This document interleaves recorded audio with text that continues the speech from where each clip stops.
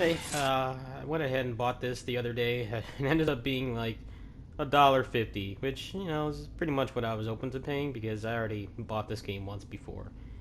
So far, it seems like it's a pretty honest improvement. Like it seemed like they made an honest effort to make the game better.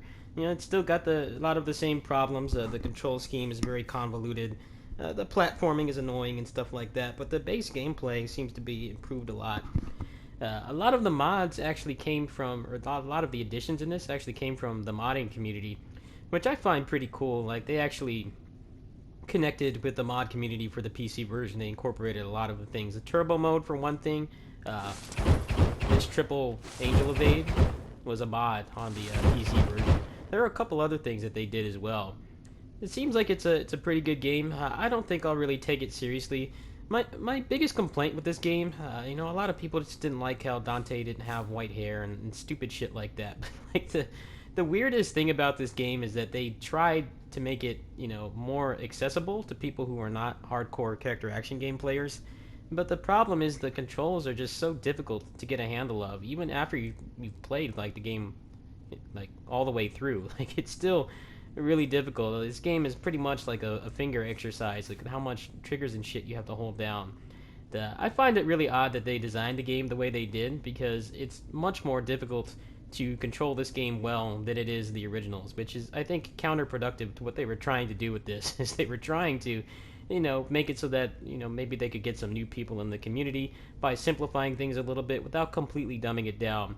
But at the same time, the controls actually make it more complicated. Like I haven't played this game in quite some time. I only beat the game once. I beat the base game, and then I beat the Virgil DLC like twice, and that was all I did. I never really took this game to a high level. I guess I was decent at it, but I was not like some of the other guys like Sam D that have like 1,000 hours in the game and stuff like that. I never took it to that point, and the main reason was I just was never able to get used to the controls, and I think it's a shame. The game is actually pretty fun. I think people were too hard on it, but like I said, my biggest criticism with this is not the story or the fact that Dante doesn't have white hair and shit like that. It's mostly just how difficult the controls are to use, but they seem to have fixed pretty much everything else. Having a manual lock on is nice. Having the trickster evade is pretty cool. There are a lot of cool additions. I don't know what I'll be doing with this. I'm still like maybe like $20 away from funding Ninja Turtles, so I don't know if I'm going to get that or not. At least not right away. What will happen regardless is that I'll get it on June 1st. But I have to see what the situation is going to be at my friend's bachelor pad because I don't know how often they use the computer. I don't know if they're going to be down for me to be on the computer for 6 hours to beat the game or whatever, whatever length of time I decide to play it. So that is definitely a factor. If I do get enough cash to buy it on release day, then I'll probably play it the 24th and the 25th. I will probably just go get my responsibilities done. I'll go grab the stuff I need for the trip beforehand so that I can play through the 24th and 25th. I imagine that will be enough time to beat it. Transformers was only like maybe like what 3-4 hours long for me in the first playthrough because I don't think I died like more than once or anything like that. I don't even remember, but I should be able to at least play through it and give like a kind of a mini review. I honestly don't want that much attention drawn to me right now in the first place because I'm not really getting compensated for my videos right now, and what little they are compensating me is not much. So I actually don't want to put out any crazy detailed content for Ninja Turtles. It's more going to be for you guys and the other people in the community and to see if it's a good game or not.